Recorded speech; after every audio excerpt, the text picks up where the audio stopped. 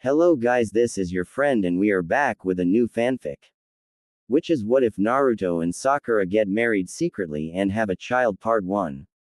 And if you enjoy this fanfic then please press the like button and subscribe to my channel for more fanfic like this. And comment for next part. And now let's start the fanfic. Let's get married. Quote. Okay. It was not how he had planned to say it, definitely not this rushed and abrupt. Certainly nothing as he had rehearsed repeatedly in front of his mirror since a few days. But the words were out and could not be retracted now. Uzumaki Naruto nervously shot a sideways glance at his best buddy, his long-term pal, his timeless confidant, gauging her reaction in trepidation. Albeit, buddy, and pal, did not really do justice to the, in his mind, image of feminine perfection which his eyes furtively scanned, slender, well-toned frame topped by the pinkest hair he had ever seen in his life, face alight by the brightest green eyes he had ever come across. A lure which had never ceased to turn male heads in admiration, whether in Konoha or elsewhere, his own being on top of the list, though he made sure never to do it in a too leery way, least that she noticed it and pounded him to a paste. Yes, not to forget her scary temper, or the monstrous strength that had only increased with time. And the name that she had acquired for herself during the past years, having earned respect and admiration nationwide, adding to her appeal. Yes, her, his best friend, and the one his heart had set on since as long as he could remember. The two were tiredly sprawled on the lush green grassy ground under the shade of a wide oak tree, exhausted and battered from their 2 hours training. It was barely 8 o'clock in the morning and the summer sun was already blazing hot in the spotless blue sky, but the trickle of sweat which Naruto felt running down his back had nothing to do with the heat. Said pal turned her head almost idly to eye him, calm and cool, definitely not the reaction that Naruto had been apprehending. He had been more imagining something in the line of a yell of, "Have you gone out of your mind or what?" Quote. Haruno Sakura contemplated the blonde silently, barely fazed, used as she was to the never-ending, outrageous suggestions of her lifelong dunce of a friend. She had since long ceased to be dumbfounded by his ever-extravagant proposals. It was simply a waste of her energy. It was a while since the pink-haired head medic Nin had come to the solemn conclusion that Uzumaki Naruto would get wrinkled, toothless, hairless and knobbly with old age and still be the most unpredictable Baka ninja of Konoha and would die being the #1 prankster ever. Being his best friend, she had heard and seen it all from the front seat row. Oh yes, she had. From his, Sakura-chan, let's play a prank Tsunade ba-chan today, and the utterly pissed former Godime had found all her stack of sake bottles to be filled with sugared water, resulting in the famous bellow that had resonated throughout Konoha and a chase which had ended some impressive craters. To his, Sakura-chan, let's have another go in unveiling Kakashi-sensei's mask, and the poor old man, well, old by shinobi standards, had the shock of his life when the two very adulta insanely strong former students of his had spent the day trying to get that mask down. Kakashi has laid down on his bed that night feeling more bone-weary than he had been during the Fourth War, though his face's dignity had been spared as at the last moment, the two having had mercy on him and refrained from coercing him to remove the mask. And there was the day when the blonde had claimed that Konoha was too quiet and boring and had dragged her to the Hokage monument to aid him in painting the 6 Hokage faces with huge mustaches and beards, to the delight of the most cheerful inhabitant of Konoha and outrage of the stuck-up bunch, and getting some poor genins to clean the mess days later. Oh, these were only some of his outrageous suggestions of adventure, to cheer the day, as he called them. What irked Sakura in all this was that she found herself participating more than often in these pranks. So many times Sakura had somewhat, almost despite herself and not really knowing how, found herself following the Uzumaki in one of his prankster adventure, exultingly putting the what-ifs aside and leaving it on him to deal with the consequences later, knowing that he would always found a way out. And he always did. But she had yet to hear this one though. Marriage proposal. Friends do not propose marriages to friends. And they were friends, best friends, only. He had never made any suggestion that would threaten their solidly bonded friendship. Heck, he had even stopped pestering her for dates since a decade now, though they had lunches and dinners more than often per week, but it was never under the banner of date, or anything more than friendship. A frown marred her brow as her mind slowly assimilated his proposal. She pursed her lips. If it was a joke, she failed the hilarity of it. The next instant, her face began to darken. When would he put a filter from his brain to his mouth and limit what he blurts out, the baka? Naruto immediately noticed the signs and realized that he was rapidly losing his ground. The dark face would be rapidly followed by a vein ticking out on her temple, and that temper of hers would explode. And she would explode him. It was how she usually worked, especially when dealing with him when he riled her. React first, think later. Admittedly, it took much more now to get her to a boiling point than what it used to take years earlier, and it only happened when he was in a particular mood of pushing her buttons just to get a reaction out of her. For now, though, he needed to be able to lay out all his reasons first while he was still in a state to do it, so that she would have all the facts in hands when she would eventually give the proposal a serious consideration later, as he definitely Telly knew she would. He quickly scrambled into a sitting position. Hear me out at least before you punch me out into the walls of Konoha, he pleaded hastily. Sakura maintained her dark stare on him.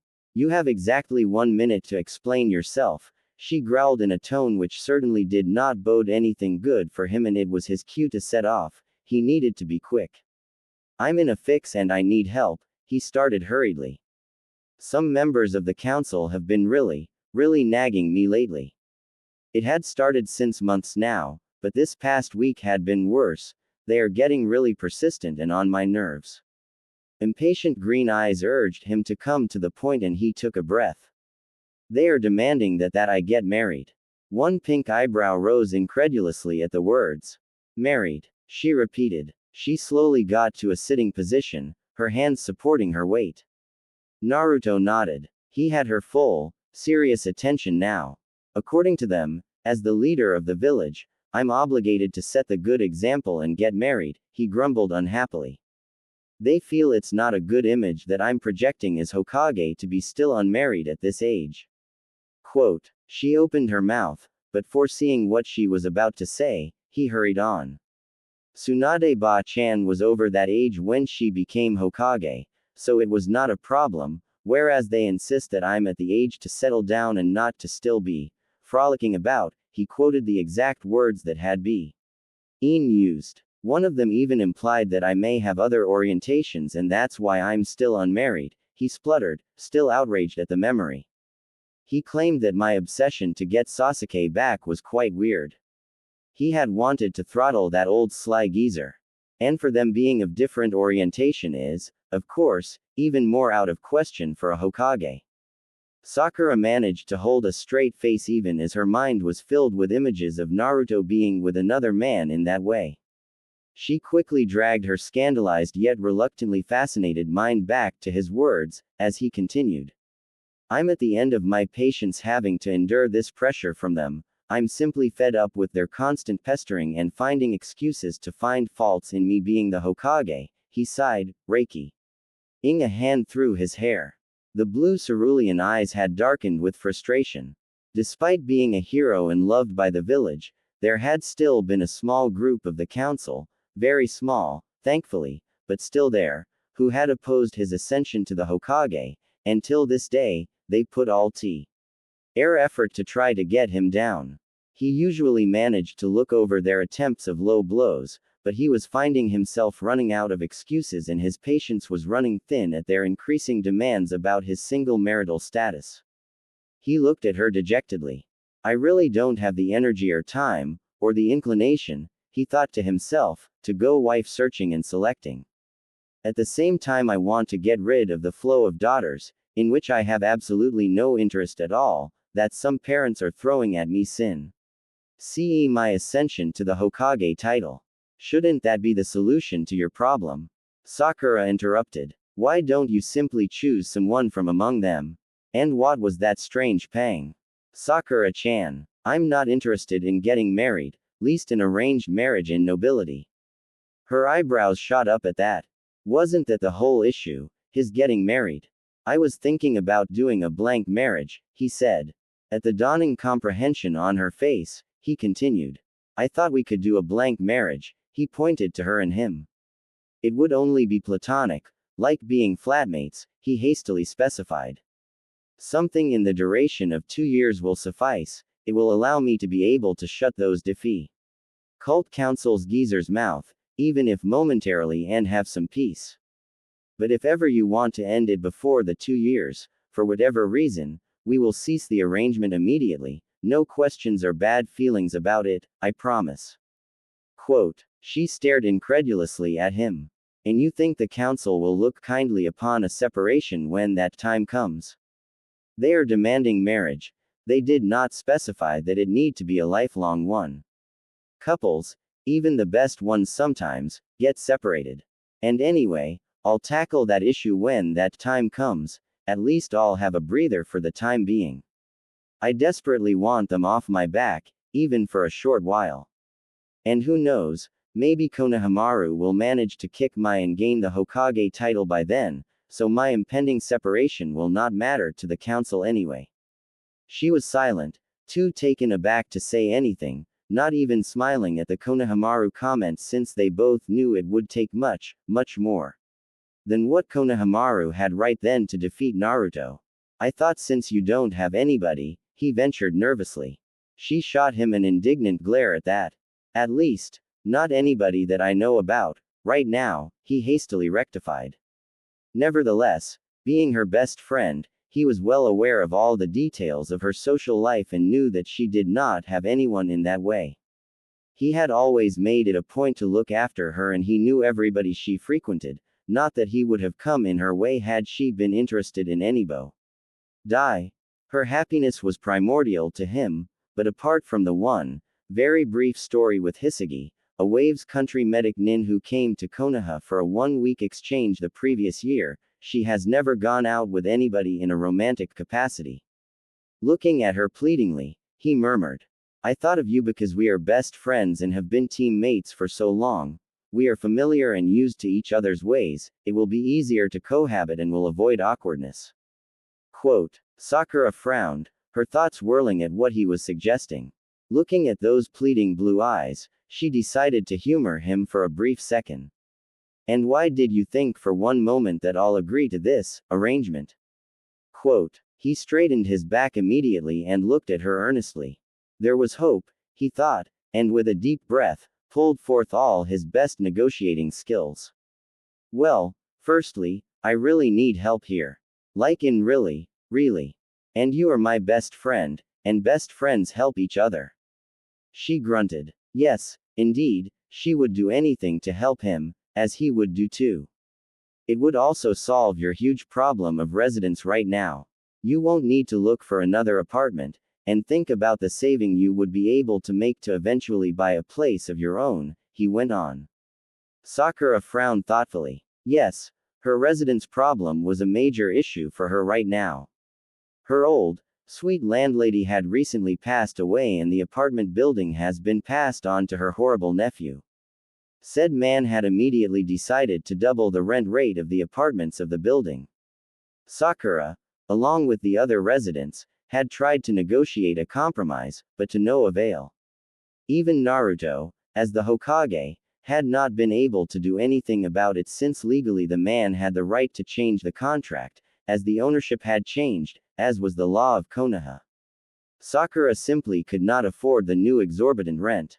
She had a comfortable salary as head medic nin, but she did not want to throw more than half of it away in a ridiculously expensive apartment. So, she was currently faced with the immense task of having to look for another place to move into as fast as possible. And with Akemi-san, you will be relieved of tiring housework and think about the warm, homemade, delicious meals that will always await you at the end of a long, tiring day, he added. Trust Naruto to think in terms of his stomach, Sakura could help rolling her eyes. Akemi was Naruto's middle-aged, wonderful housekeeper, whom Sakura herself had recruited for him, and she had to admit that the lady could cook. Blue eyes danced mischievously as the blonde continued, and living together, you will have easier access to nag me to you heart's content. He tried to keep a straight face as he said that. Hey, I don't nag you that much. She immediately exclaimed, indignant. He eyed her with the look that said, really? Who are you kidding? She nagged him for everything. About his eating, she was always checking with his housekeeper that he had healthy meals with lot veggies. About his health, God forbid if he had dared acquire a wound or take unnecessary risks. About his working hours, she would scold him if he stayed too late at the office. About him drinking alcohol, he very rarely did, not liking the thing, but the couple of times she had caught him faintly ineb. Iated she had glowered at him and lecture him about liver damage and whatnot. About his finances, she would always caution him about being careful, the list goes on. There had even been this one time when she had made a comment about his undergarments. He had been in her office for a vaccine, and when he had lowered the waist of his pants to bare his hip, nothing indecently exposed, she had looked at the partly exposed waistband of his boxers and had remarked something in the line of, I do hope you wear fresh, clean boxers every day. Quote. He had turned to look at her incredulously. Surely she had not. Oh, but she had. It seemed as if she had realized the ludicrousity of her comment as well and had turned pink. I'll pretend that you have not said that, he had simply replied dryly, and she had readily agreed. Sometimes, Naruto felt that his mom had come from the heavens to have a chat with Sakura, discussing the things that he needed to be nagged about, since Sakura nagged him for almost the exact things his mother had lectured him about while he had met her briefly in the Fox realm. Well, someone has to look after him, Sakura thought defensively. He worked and cared so dedicatedly for their village, even at the detriment of his own personal life. The least she could do was ensure that he was properly cared for in turn. And surely I don't nag that much, she protested to herself, huffing. And, he continued, coming back to his persuasion task, knowing that the next one would rile her even more, it's not as if we are getting any younger. Won't you feel better about shutting up those relatives of yours, even if for a short time? Yes, Sakura's relatives, especially on her paternal side, did have the tendency to point out her still unmarried status each they met. Luckily for her they rarely came to visit, but when they did, it was a nasty time for Sakura. Then, belatedly realizing his jab about her age, Sakura bristled threateningly, just as Naruto had known she would. Hey, we're only 25 years old. 25 years is old for a shinobi, he pointed out. See how everybody in our group had already settled down. It was true. Ino was happily married to Shikamaru and unknown to anybody yet, was 2 months pregnant, as Sakura had found out from her test results the previous day. Choji was married to a girl from his clan and already had a 1-year-old son. Ten was married to Neji. Hinata was married to another Hyuga and had a 2-year-old daughter. Kiba got recently engaged to a girl from his clan. Lee had a long-term girlfriend Amy, a lovely Junin. Shino was married to a member of his own clan. Heck, even Sai had a fast girlfriend. As for Sasuke, the guy already had 2 little Uchihas running about. Yes, their former teammate had been that busy to build up his clan, but it was no surprise really, as the guy had openly announced, at the age of 12, to have the burning ambition to rebuild his clan. Naruto and Sakura had succeeded, together, against all odds, to bring their wayward teammate home after the war. But it had not been the happily reunited Team 7, as they had always dreamed. Sasuke had changed too much beyond recognition for that. The only thing that had prevented a punishment of execution for his past deeds had been his major role in bringing down Madara and thus ending the war. Added to that, the veto of the daimyo of Fire Country, who did not want to see such a prestigious and powerful clan as the Uchiha disappear, had brought Sasuke punishment down to home imprisonment and stripping him off his powers for 7 years. He had stonily accepted his sentence. He had continued to coldly refuse his teammates back in his life, remaining frigidly aloof and withdrawn despite Naruto's and Sakura's effort as they visited him at the Uchiha compound during his imprisonment. After a while, the two had reduced their visits, leaving the Uchiha him to his own things. Now, it was only Naruto who still went to visit him. Sakura had since long ceased to, not knowing what to say in his presence anymore. But the two took happiness in the fact that at least Sasuke was back home and not driving further into a dark, hatred-filled, lonely world. Since Sasuke had been allowed to marry during his home imprisonment, he had taken a noble as wife, and his two sons had been born shortly after, within 2-year intervals. It has been 1 year since the Uchiha had been given his powers back, though the close monitoring of his movements still stayed. Naruto had proposed him to get back in Konoha ranks, but Sasuke had refused to resume his life as a shinobi. The Uchiha fortune released to him had ensured that he was well off financially, and he had preferred to remain secluded, tending to his properties. So, to sum it up, Naruto and Sakura were the only two to still be single out of their group of friends. For Naruto, the reason was simple, really. For him, no other girl had ever counted. It had always been Sakura, and it would always be her, and if could not be her, it would be no one else, he had decided long ago. He was not the first one to choose to be single, his two senseis, Jiraiya and Kakashi being some prime examples, and he would not be the last one to prefer a single life to a compromised life with someone other than the one of his heart. He refused to live a lie, to force himself to be with someone for whom he did hold such feelings for, as he had gently told Hinata years ago, after having given a pitifully short, failed attempt at a relationship with the Hyuga heiress. It would have been unfair to her, and he would not be able to live with himself. He had never approached Sakura with his feelings because somehow, that opportunity seemed to have been missed as more years had passed. They had settled so deeply and comfortably in their close friendship that it had gotten hard to take the slightest risk to breach that bond. He had been terrified to do anything to put that bond in jeopardy. What they had already was so strong, what they shared transcends anything, they were as close as two human beings could be, excluding being lovers. He strived to be happy with what he had, preciously cherishing her affection and bond above. But now, with this issue about the council rising, things could take a different turn. It was a far-fetched thought and he did not want to dwell into it, but still, one could hope. Coming out of his musings, he met affronted green eyes glaring at him. Sakura was visibly annoyed. Whatever their friend's status, poking her about her age had been a bad thing to do, and her eyes narrowed threateningly at the blonde Hokage.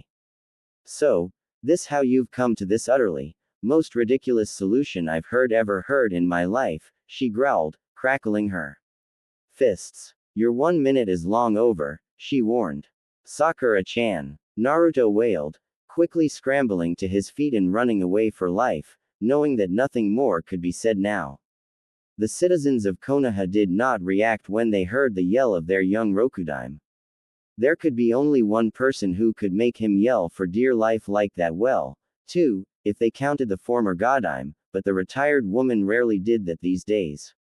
So, that would be their head medic Nin, they all thought.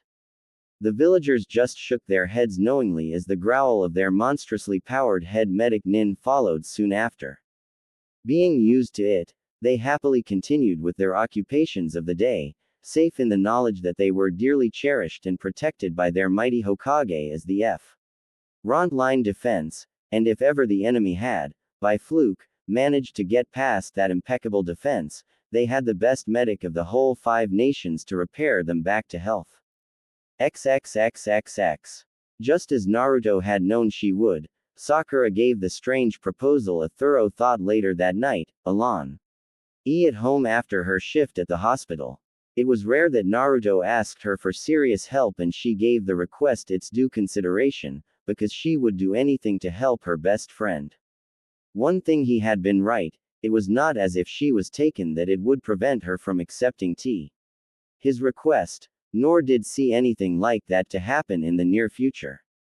She had spent so many years chasing after her one-sided love for Sasuke, a couple of years further to come to terms with the fact that her feelings were and had always been futile and would never be returned, and some more years to get used to this reality and get herself completely purged of any residual feelings she had for the Uchiha, that by the time she was done with it all she had lost her romantic outlook of life and had been too wary of looking for a relationship anymore. Not forgetting that there had always been this stormy and unexplained thing she had for Naruto all that time, feelings which had remained unsolved, since they had, on an unspoken, common decision, settled into a close friendship instead. It was a friendship that she valued above anything and friendship which neither of them had ever tried to change, keeping it safe and cherished. The only man she had been acquainted with in a little more than friendly capacity had been Hisagi, and it was not as if there had been any major involvement or feelings shared. Knowing that it would be only for a few days, both of them had decided to keep the story light and pleasant. Not that she was moping about her lack of love life, she was very content with what she had. Her career was more than thrilling and she had a swarm of great friends, with Naruto on the top of her list, for her to be happy. So, she was free of any present or forthcoming relationship restriction to consider Naruto's request. But though Naruto had made it sound so simple, typical of him, he always made things sound much easier, as impossible seemed to be absent in his vocabulary. Sakura, being the meticulous and brainy one, could see many loopholes in his plans. The major one was her own dormant, complicated feelings which she had buried deep within her. It was definitely not a decision to take lightly, and Sakura remained awake until the wee morning hours, turning the prospect all around in her mind. XXXXX. A couple of days later, Sakura found herself giving the proposal another serious thought as she faced her new landlord on the threshold of her apartment's door. She was trying desperately to hold on to her calm, her hands curled into a tight fist, curbing the urge to punch the middle-aged man. As the sleazy being ran his eyes over her form as soon as she opened her door.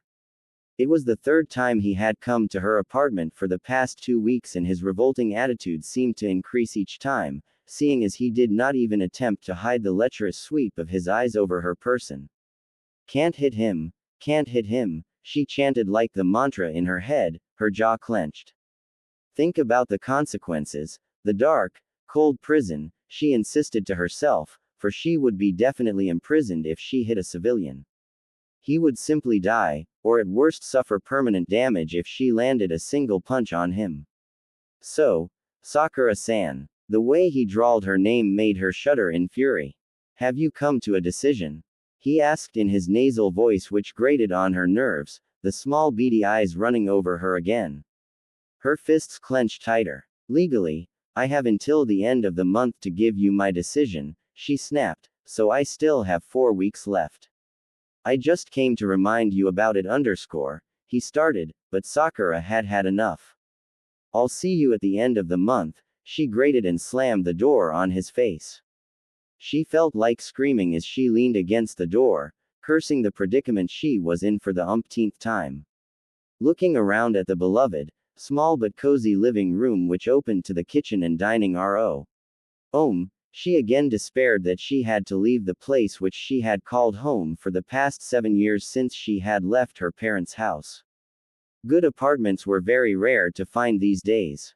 More and more shinobis were getting their own place at earlier age, so the demand for housing in Konoha had peaked during the past years, resulting in prices getting soaring high. She, along with the help of Ino, had been scrounging the town in the look of a decent place. The ones she could afford were scrawny, and the one she liked was not within the budget she had allocated for lodging, unless she decided to squeeze in her other expenses. She had considered sharing with a flatmate, but all her friends were settled, most with families of their own, and the idea of sharing with a total stranger did not appeal to her. The image of the one-storied, bamboo shingles roofed house, surrounded by a small, lush green garden that was the Hokage residence was very, very appealing right then, house which she herself had a huge hand if not total hand, in decorating when the Rokudaime was given his Namikaze heritage at the age of 18. But still, lodging should not play too importantly on her decision. It was their friendship which could be in jeopardy if all this turned sour, and she did not want to risk that for anything. XXXXX. Later in the week, Sakura drearily slumped her form into her parents' couch after the delicious and elaborate lunch cooked by her mother. She longed to escape to her apartment, but she could not. Her mother's pleading glance forced her to curb that urge.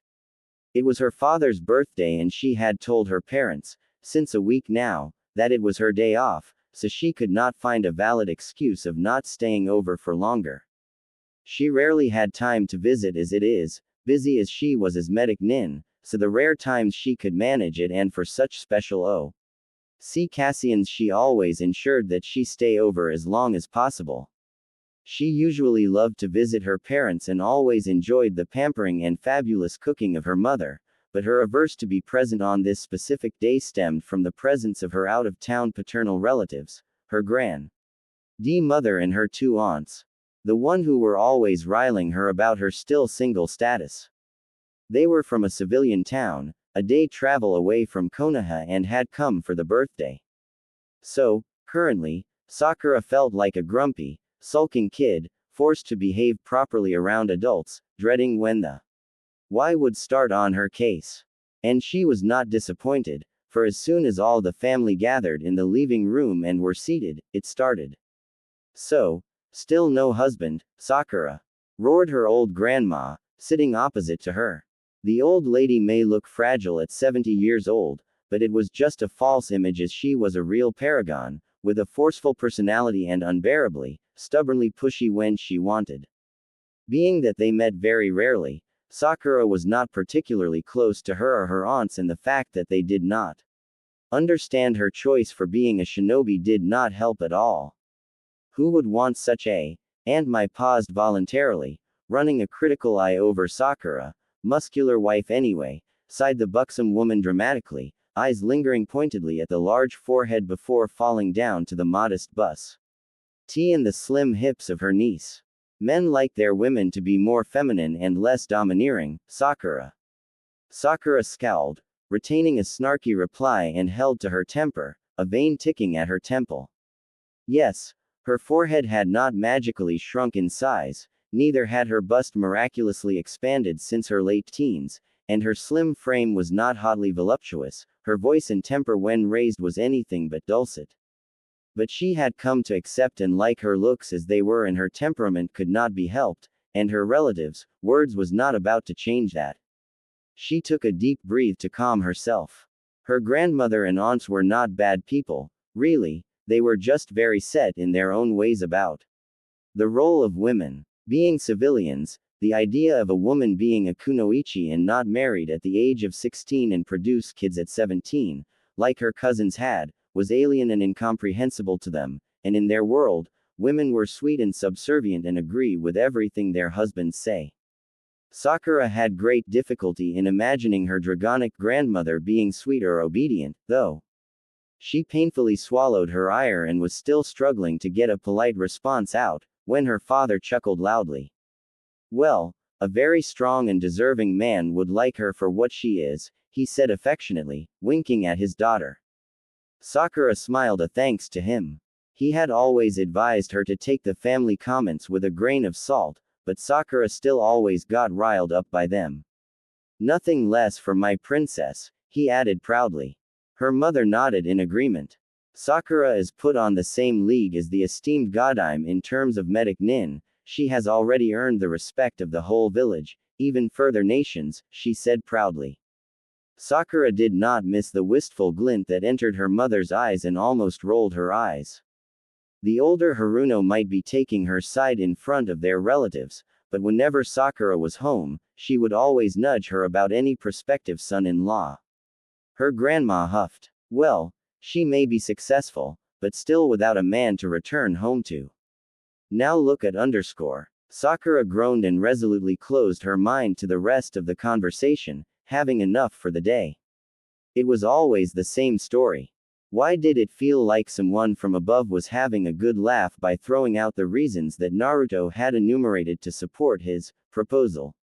She thought crossly. XXXXX. Sakura reached her decision the very next day. In all logics and rationality, there were hundreds of reasons that this was the most foolish, reckless thing to do, but the fact that Naruto needed her help trumped all other reasons. The rest was all side benefits, which really were a solution to her immediate problems, as he had said. So, Sakura found herself finally wanting to take the plunge and accept his unusual proposal. She found Naruto chatting with two Junins of the administrative staff at the Hokage Tower's lobby when she went to look for him during her lunchtime. She observed him for a moment, taking in his tall frame. He topped her by half a foot now, the face more angular now, the blonde hair still as shaggy and unruly as ever, held by the Hittite, the maroon Hokage robe suggesting the lean but powerful physique, his face alight as he laughed loudly at what one of the Junins said. She suddenly felt nervous about what they were about to do, her hands clammy as she shakily tucked away a stray lock of hair which had escaped her mid-back length braid. Drawing a deep breath, she squared her shoulder determinedly. She had made a decision, and would stick to it. Naruto finally noticed her standing at the entrance. With a hurried apology, he took leave of the two Junins and made his way in her direction. His eyes were hesitant as he walked towards her. They had not met since his proposal, so he was wary of her reaction, but his smile was the usual bright as he greeted her. Sakura-chan. Sakura nodded back, remaining standing where she was and waited for him to reach her side, within discreet talking distance. Are we having lunch together? He asked, trying to recall whether they were to meet on that day. Most of the time, he was the one to go to get her from the hospital when they met for lunch, but they had not made any plans for that day as far as he knew. About that proposal of yours, Sakura started in a low voice, deciding to go straight to the subject, and he immediately snapped to attention, looking at her carefully. It will be like flatmates only, correct? She asked almost hesitantly. Naruto felt a jolt. Was she agreeing? You trust me? He asked simply. Her eyes snapped at him. He did not even need to ask that question. She trusted him blindly. With her life. Do you even need to ask that? She replied. Then I give you my word that I would never cross any boundaries. She stared at him, his serious tone imparting his sincerity to that commitment, and she slowly nodded. Well, unless you want me to, he then added, a sly, teasing grin on his face, winking roguishly at her. She growled and rolled her eyes. Trust him to break a serious moment. Platonic flatmates, she said firmly, her eyes twitching, and he immediately chuckled nervously. Just teasing, Sakura-chan, you know that. I'm being thrown out of my apartment in barely 3 weeks, she informed him. I'll go to my parents in the meantime. We'll do a quick wedding, Naruto threw in smoothly. Shall we go for lunch to discuss about all this? He proposed, as they were still standing on the lobby of the Hokage Tower, and she acquiesced. So, once again Sakura found herself following her idiot of a friend in a reckless adventure, longer term this time, and once again, exultingly putting what ifs aside and letting it on him to deal with the consequences when they come. Tsunade was happy beyond words. Of course I'll do it. It'll be our pleasure. She was purposely gruff, not wanting to show her immense emotions to the young Rokudime. Shizune nodded rigorously in agreement, smiling widely. Both women had been overjoyed when learning about Naruto and Sakura finally getting together, and now to be given the responsibility of organizing the wedding on the groom's side was an honor that touched them both deeply. It was 1 week since Sakura had accepted Naruto's proposal. They had made their engagement publicly known the next day, and since then, things had seemed to go berserk. The young Hokage could not help feeling overwhelmed with the whole thing. It seemed that the minute they had announced the news to the first person, Ino in this case, was the minute that the news had passed all over the Konoha grapevines, spreading like wildfire, and now the whole village was excitedly abuzz with the hot news of the Hokage being engaged with the head Medi. See Nin. On a common accord, Naruto and Sakura had decided not to let anyone know about the true purpose of the marriage yet. If there was to be any major question from close friends, they would reconsider who to tell, deciding to play it by the ear and see how things went. But as it now, everyone had accepted their engagement and forthcoming, hurried wedding without even battling an eyelash, much to the surprise of the two. Their careful elaborated explanation of why the sudden rush to get married had not even been used, the common reaction being, "It was high time, why? Oh, you too." Same as for their friends, the engagement had been readily accepted by the populace, and since the announcement, it seemed every single person the Rokudime had come across, from the youngest to the oldest, had been keen to offer the much abashed man their best wishes. The wedding date had been set in 1 month, on the first week of fall.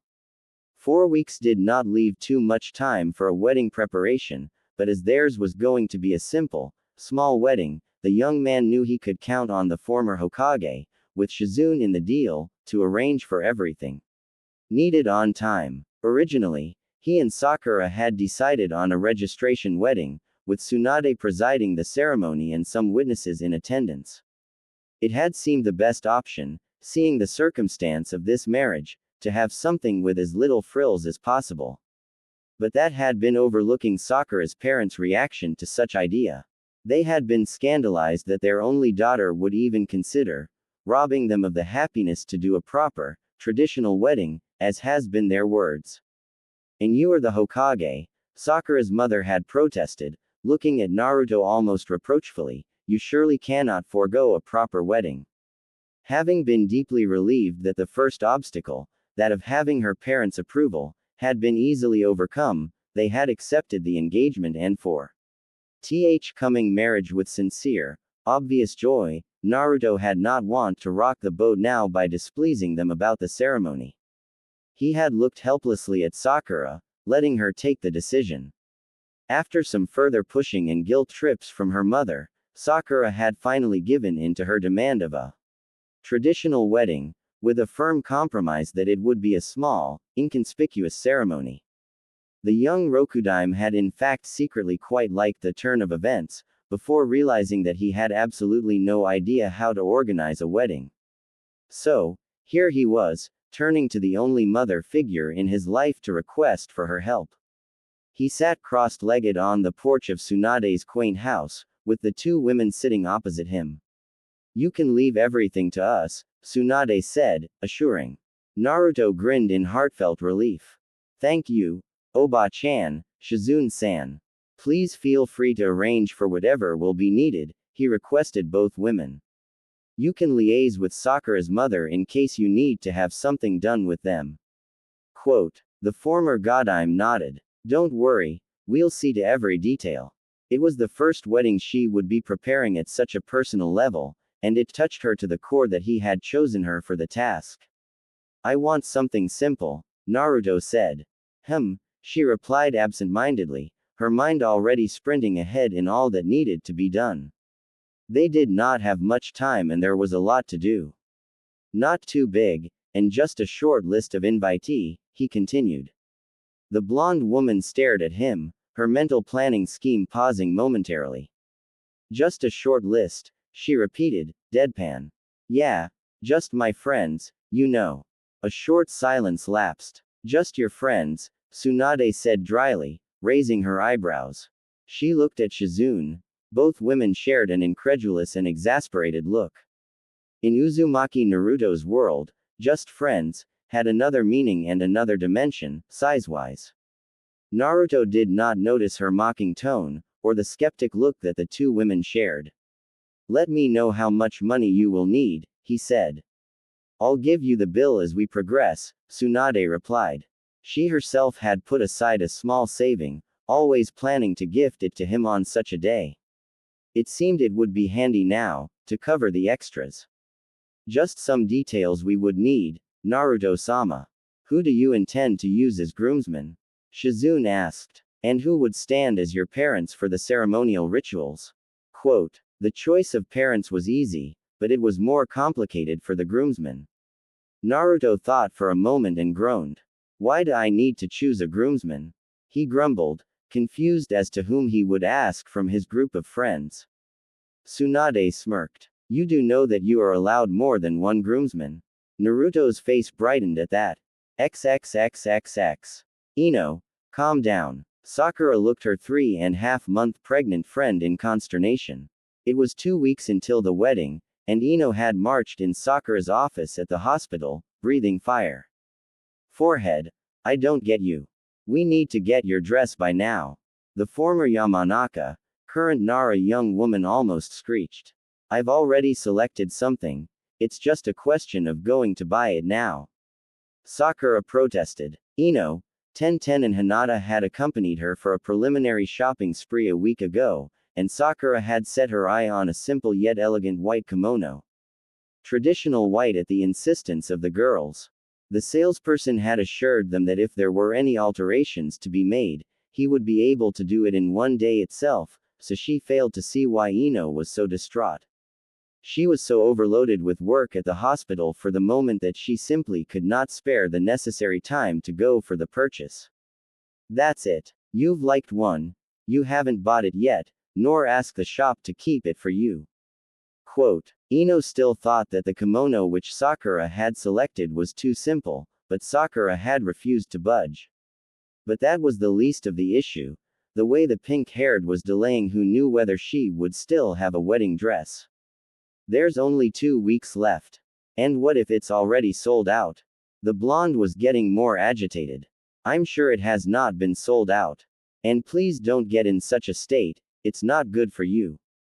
Sakura chided. In times like this, Sakura wondered about the wisdom of letting her pregnant-induced emotional friend taking the harrying task of being her maid of honor. But it's not as if she had any choice anyway, Sakura thought ruefully. In fact, she had not even thought about having bridesmaids originally, being that the wedding was supposed to be a small, quiet one. But Ino had immediately popped the question of bridesmaids upon learning the forthcoming ceremony, putting the soon-to-be married girl in a corner. There had been no way to tell the young Nara woman that she had not been considering having bridesmaid, and when Sakura had cautiously inquired whether with her pregnant state, wouldn't it be better for Ino not to be bothered by such a hassle, the blonde girl had threatened Sakura not to even TNK about not choosing her. From there on, Ino had sort of proclaimed herself as the maid of honor, and had taken to the role to the hilt. Sakura still felt astonished at how uncannily easily their coming union had been accepted by all their friends. Even Ino had not suspected anything amiss, which was unbelievable, seeing how the girl always seemed to detect the tiniest hidden secret. Free yourself after lunch, the pregnant young woman ordered impetuously. We are going to get that dress today itself. I can't, my grandmother has come to visit and Naruto is to come for lunch, Sakura almost wailed gloomily. Just as Sakura had been about to leave her parents' house for work that morning, a horse carriage has stopped in front of the porch, from which her grandmother, not forgetting the loads of huge trunks, had alighted, much to Sakura's dismay. The old lady had announced that she had come for the wedding, to Sakura's growing horror, being that the wedding was 2 whole weeks away. And she had immediately demanded to meet the future groom, accepting no excuses, least that she would march to the Hokage Tower herself to invite him in person. Sakura had precipitately deemed it much safer that she get Naruto in for the lunch. The pink-haired head medic Nin was definitely not looking forward to the coming 2 weeks. Being that she was staying at her parents' at the moment, there was no way to avoid her grandmother, unless she decided to sleep at the hospital for all the nights to come. I'll come to get you at mid-afternoon, then, Ino said firmly. I doubt that you granny would retain you for the whole afternoon. The shop was in the civilian area, closer to her parents' house, so it made sense that they met at Sakura's parents' house. No excuses, she rapped as Sakura opened her mouth. I can't believe how unconcerned you are. It was the same thing about the flowers, the decorations, and the cake. Sakura rolled her eyes at this. Her mother and Ino had teamed up and almost coerced her into leaving all the wedding arrangements to them. Not that Sakura was complaining. Work at the hospital was being incredibly hectic. What with the new batch of medics to be trained, she could barely spare the needed time for the preparation of the short-noticed wedding. So, she had gladly handed over the arrangement to two pestering, almost begging, overzealous women. Both had been so very obviously gleeful about her giving up the reign that Sakura had immediately put some strong warning in place. Simple, she had demanded, following her short list of invitees and family additions that her mother needed to make. She wanted it to be a small, intimate wedding, with an equally small reception afterwards, seeing the circumstances. Ino, that's why I feel lucky have you, the best organizer of Konoha, as my maid of honor, Sakura teased. Ino would have fussed whatever the situation. But please, stop stressing yourself so much over this, she reiterated, getting serious, otherwise Shika will kill me. Ino only huffed and stared at her friend with unhidden exasperation. She was very happy that the pink-haired and Naruto had finally crossed the step, but what puzzled Ino was that Sakura still looked the same as ever and nothing like a bride who would get married in a mere 2 weeks. Even her behavior with Naruto was unchanged. Then Ino shook her head and smiled ruefully. Nothing surprising in that since Sakura had always acted like the possessive, nagging wife with Naruto, so now getting to be the official nagging wife did not make any difference. XXXXX. Some hours later, Sakura was prepping Naruto about the forthcoming meeting with her grandmother.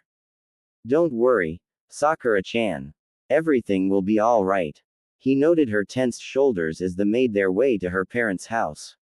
I'll put on my best behavior.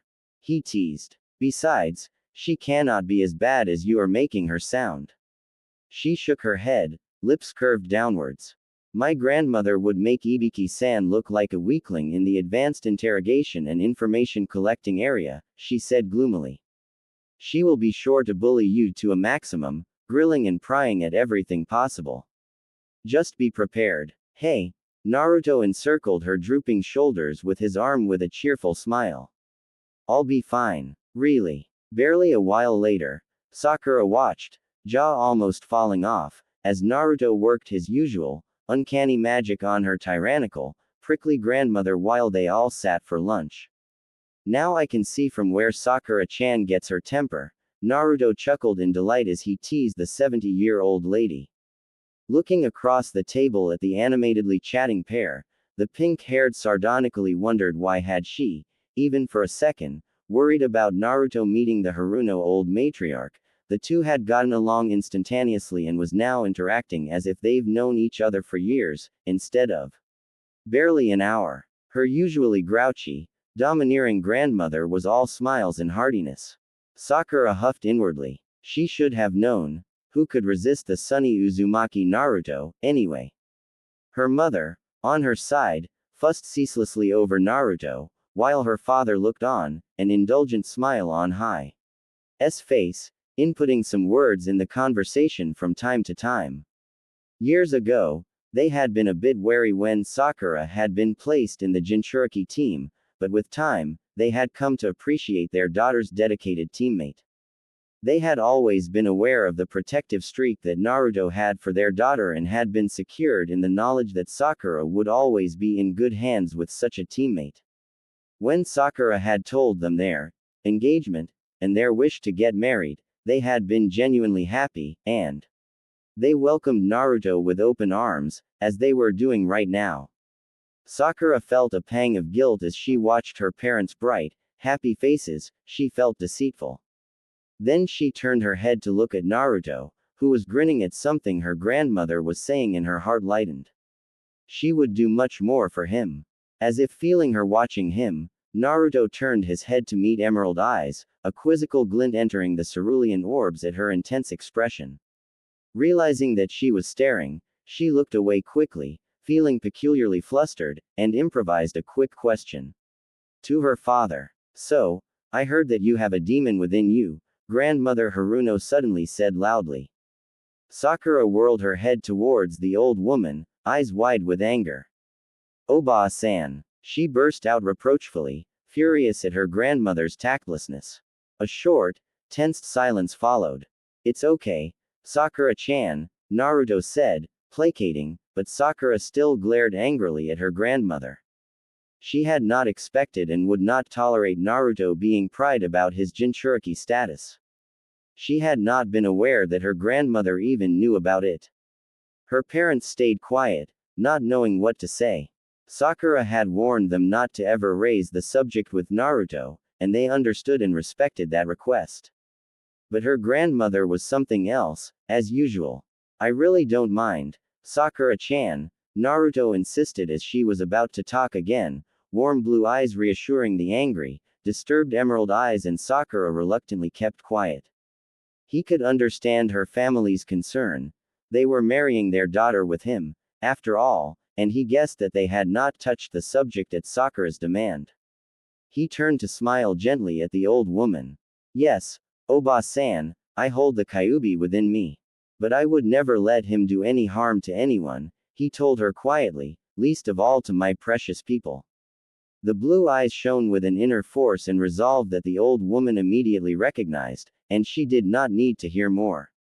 She bowed her head at the young Hokage. You've got yourself a very fine man, she told a wide-eyed, surprised Sakura, while Naruto rubbed the back of his head, chuckling awkwardly, feeling embarrassed. Now, who would want a second serving of the rice cake? Sakura's mother broke in the silence cheerfully. Lunch was over and they were all relaxing in the sitting room when Ino and Shikamaru arrived. Stubborn, troublesome woman, sighed the Nara male after the general greetings, looking at his wife as Mrs. Haruno fussed over her, inquiring about her health and immediately starting with a string of advices to which grandmother Haruno immediately added her own 2 cents. Shikamaru was not too happy about his wife running about for shopping sprees in her condition, but of course the stubborn woman would not listen to him. Just be sure you girls don't stay out for too long, he told Sakura quietly, away from the hearing of Ino.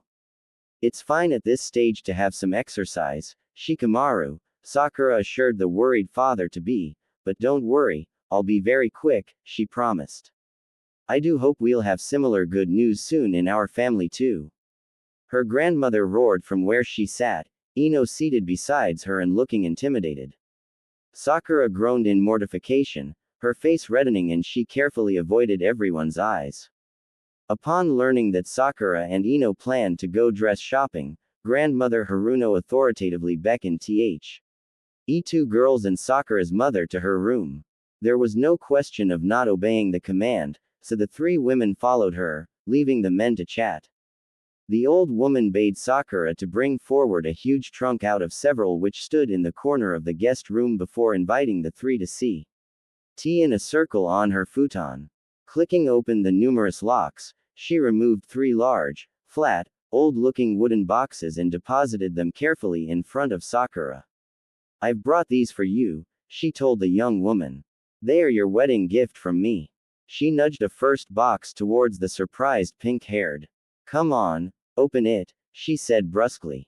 Sakura carefully lifted the lid of the ancient-looking wooden box, to find a white, muslin cloth-wrapped parcel inside.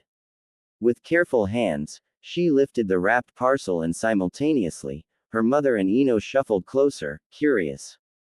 They all seemed to be holding their breath as Sakura delicately unwrapped the parcel.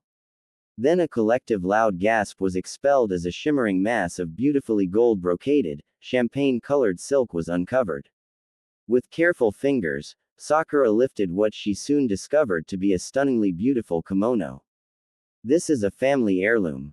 It was my mother's wedding kimono, grandmother Haruno said quietly. Sakura dragged her amazed eyes away from the kimono to stare at her grandmother. It was handed down to me, but it has never been worn. Your wedding seems to be the right occasion for something like this.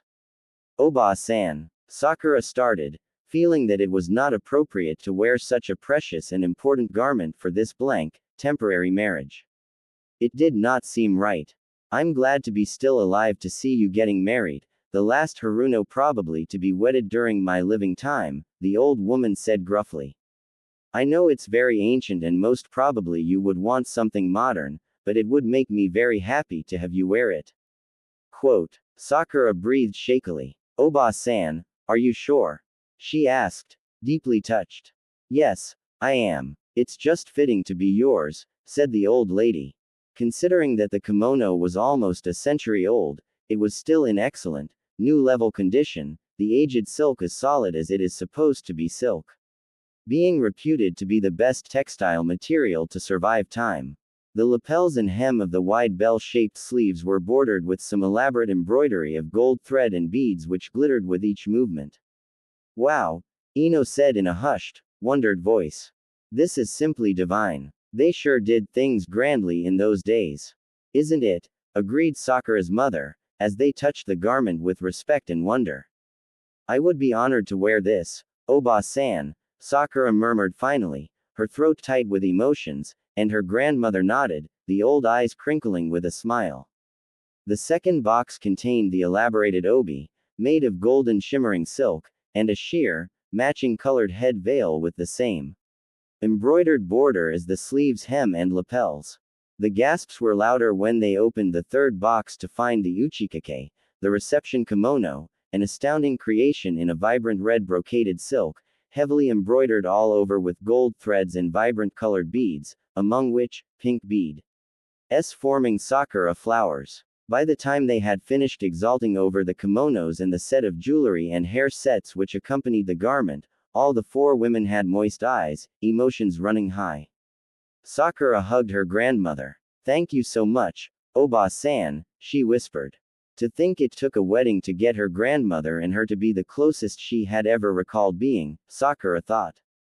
A while later, a still red-eyed Ino went to inform her very much concerned husband that the shopping trip had been cancelled. Concern turned to relief when learning that it was not for a life-death situation which would have brought about the tear red of his wife's eyes, just that the trip was not needed anymore. XXXXX. Naruto reread the scroll which he had received from Suna, brows furrowed deeply. It was from the cage, congratulating him on his upcoming wedding, which was just a mere 3 days away. Nothing unusual at that, the news must have traveled to Suna. But what attracted his puzzled attention was the positive presence written at the bottom of the card, mentioning that Gaara, his wife Matsuri, along with Tamari and Kankuro would reach Konoha within the next day. A short while later, Naruto was found seated in the small living room of the Tsunade. You invited Gaara? He asked the older woman. Not that he was unhappy about it. On the contrary, he was very glad that his friend would be present. He was just surprised. It was supposed to be a small wedding, after all. Surely you did not intend to exclude him, not when he invited you to his own wedding, the former Godime said in mild exasperation. You did say close friends, didn't you? She added with an innocent air. Yes, you are right, Naruto agreed slowly. It made sense, though the sneaky glint in the hazel eyes was making him wary. So, who else is coming that I should know about? He asked with the air of someone about to receive some fearful news. A short silence followed. Then, well, the Raikage and B-san are expected early on the wedding day. I received their reply some days ago. Quote, oh, and of course the Mizukage will be here as well. Quote, and the Tsuchikage. Quote, quote, you surely wouldn't want a diplomatic blunder by not inviting the other cages when you have invited the cage, would you? You shouldn't show political favoritism in such type of things. Naruto stared speechlessly at the blonde lady. The wedding was only 3 days away. Surely he did not need this now. XXXXX. Sakura opened her eyes to the bright autumn sun filtering through the curtains of her window on the day Wick H was to be her wedding day. She blinked, remaining motionless for a short instant, gathering her thoughts. Then, before she could get her brain to kick off, there was a loud, impatient knock on her door and the loud, cheerful voice of Ino resonated. Wake up, forehead, there's no time to laze around. The still bleary-eyed bride-to-be opened the door to her 4 chirpy, overly cheerful friends, Ino, Ten, Hinata and Tamari, who, without waiting, immediately trooped in the room, all blabbering at the same about what needed to be done. The ceremony is still hours away. Sakura grumbled incredulously as she watched, impressed despite herself, as the young women started to unpack the bags they had carried with them, turning her bed and side table into a happy chaotic mess of jars and tubes and vials of stuff she could not even beggy and to know what it was for. You will not believe how the time will be short, Sakura, 1010 drawled while Hinata nodded in solemn agreement. Ino, 4 months pregnant belly just having started to show, firmly pushed the pink-haired outside the room. Have some breakfast first before we get started, the Nara woman shooed her off. It was not as if she much say in the matter, thought Sakura, much to her chagrin, and made her way to the equally crowded kitchen, where her aunts and uncles and Kami knew who else busily bustled about. XXXXXX. Naruto felt dazed, for once, unable to make his usual boisterous conversation, as he stood in the bustle of his room, people hurrying in and out, while a much calmer Shikamaru and Neji helped him to put some finishing touches on the complicated kimono, hakama and long haori set made in rich navy-colored silk. I can't believe all the fuss that a wedding comprises of, Naruto said nervously. His house had been practically taken over by a crowd hours ago, the loud yapping of Akamaru only adding to the cheerful blustering about. On top of it, he felt quaky as he had no idea, literally, what awaited him.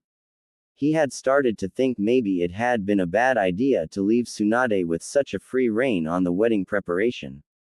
It seemed that the former Godime had gone over the top, but had cheerfully avoided giving Naruto say replies when he had asked about details. Shikamaru sighed. Be thankful that Sakura did not turn into a bridezilla, he said, whereas I got to deal with a complete maidzilla. Ino had been ferocious in the preparation of this wedding, which, added with her hormonal state, had made the poor Nara male wishing fervently for this day to be over so that he gets some peace back. Ready, Naruto? Iruka asked, appearing at the doorway. The former academy teacher, now headmaster of that same institution, looked very elegant in black kimono. He still felt surprised and immensely privileged at task given to him, that of representing the father of the groom, who would give away Naruto. Done, Neji replied, adding the last finishing touch of the groom's attire. A ceremonial sword sheathed at the side. XXXXX. Naruto could hear the low hum of a gathering as the groom's party reached the village shrine. The high walls prevented him from having a visual on the court from which the hum was coming from, and the party was promptly ushered in the shrine building through a side door. When, a while later, Naruto appeared at the altar which faced the court, he almost fainted. The huge open-aired, florally decorated court, Ino's work, was filled to the pack with elegantly dressed guests seated in the traditional way on tatami mats, with the 4 guest cages seated on the front row. Considering the size of the place, the young Hokage estimated about 300, if not more, people there. A joyful cheer went up the crowd at the appearance of the groom, dispelling any solemn atmosphere which a wedding ceremony usually comprised of.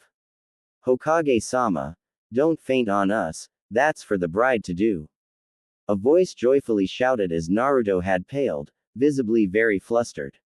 Naruto gulped and bravely smiled back at the crowd, raising a waving hand in greeting. His groomsmen took their respective places behind him. As Naruto had utmost difficulty from choosing from the group, finally, dressed in black formal kimonos, stood Sai, Shikamaru, Choji, Neji, Lee, Kiba, Shino and Konohamaru. 8 groomsmen. For once, Akamaru had been separated from his master, sitting with a forlorn air a distance from the altar. Tsunade and Iruka came to stand at the forefront, representing the parents of the groom. Iruka stood tall, intent on carrying out his part well, while Tsunade smirked at the astounded, questioning look that Naruto sent her. The priest stood on the side, silent and solemn. Shizune and Kakashi were the hosts and busy receiving and seating the still incoming guests. As Naruto scanned the sea of faces, occasionally waving his hand back to a greeting, he felt a pang when he could not see spiky black hair among the crowd. He had gone in person to invite Sasuke, and the Uchiha had bluntly told him that he was not sure to come. At Naruto's pained expression, Sasuke had grudgingly added, it's not because I refuse the honor, it's just that socializing events and crowds are not my thing, you know that. He himself had a wedding of barely a handful of people in the Hokage's office. The admission had softened the rejection, but Naruto still felt saddened that the wayward member of Team 7 had not made an appearance. Asano, the 8-year-old son of Kurenai and late Asuma, and the ring bearer, suddenly tugged his godfather's sleeve. Not now, Asano, Shikamaru whispered at the corner of his mouth. The little boy had already been to the loo, twice. The little boy tugged insistently. You really must retain it, sighed Shikamaru discreetly. The bride is about to arrive anytime, we don't have time now. Shikamaru Oni-san, it's troublesome, the little boy whispered back, I think I've lost the ring. Shikamaru's eyes snapped wide. What? Quote. There was an urgent whispered discussion among the 8 groomsmen followed by an immediate scramble to find the ring. What's happening? Hissed Naruto nervously, watching his groomsmen all practically on their knees. Nothing, all's fine, quickly assured a nervously chuckling Kiba before discreetly resuming his careful sniff of the ground. But the ring had been handled by too many people, it was difficult to distinguish Asano's scent on the small metal, as he had been hoping to. Everything's under control, laughed Konohamaru nervously at the increasingly frowning groom. Neji, try your Byakugan, whispered Lee urgently. The Hyuga quickly nodded and activated his eyes. Sai, in meantime, had whipped out his sketch pad and paintbrush from under the lapels of his kimono and started to draw an army of mice. The vision of a flurry of mice scurrying among the assembly of guests, with the most probable result of a panicked, screaming mob, traipsing on the carefully and painstakingly floral decorations done by Ino, guaranteeing a mega meltdown and bashing of his maid Zil. Lan very much pregnant hormonal wife, flashed through Shikamaru's mind as he watched the artist about to perform the release jutsu. The Nara's eyes widened in panic. Don't, he hissed, frantic, his Kajimane automatically having shot out to stop Sai from releasing the jutsu. You want to create a total chaos or what?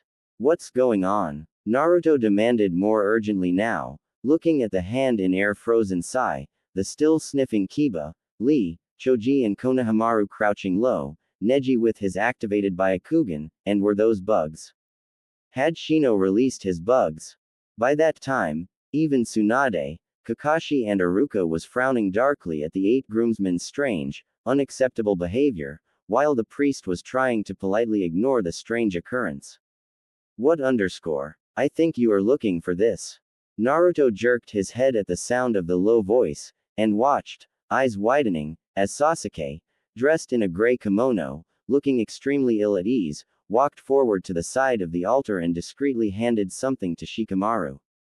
I found it at the entrance, the Uchiha told the Nara in a quiet voice, before turning to nod at the now widely grinning groom. Sasuke. The blonde was beyond happy at the sight of his friend. Naruto. Quote. Naruto then realized that it was the wedding ring that Sasuke had given to Shikamaru. He glared incredulously at the group of groomsmen. You lost the ring. These were supposed to be the top of the elite, the most powerful shinobis of Konoha, and they managed to lose a ring. What type of groomsman, 8 on top of it, can't even ensure that a single, mere wedding ring is safe? Exclaimed Naruto indignantly. Konohamaru pointed accusingly at the little Asano, but Naruto cut his about-to-start explanation. Asano-chan is not even a genin, and you are all above Junin levels. Said men hang their head. Sai finally released, Sasuke still standing on the altar, surrounded as he was by the ridiculously huge crowd of groomsmen, failing in his trying to edge away, while the groom continued his indignant grumbling. Naruto was cut in mid-tirade by the sound of the nuptial flute's music, which announced the arrival of the bride. The group of men immediately jumped back to place. Sasuke managed to discreetly escape but not before Naruto's mouthed word of, see you later. Shikamaru pushed Naruto back to the front, to face the assembly and the bridal procession. Facing her, the blue eyes widened and his jaw slacked. She stood on her beaming father's arm, her mother and grandmother on the other side, the bridesmaids behind, but Naruto had eyes only for her. XXXXX. Sakura felt her head spin at the sheer size of the crowd attending the wedding.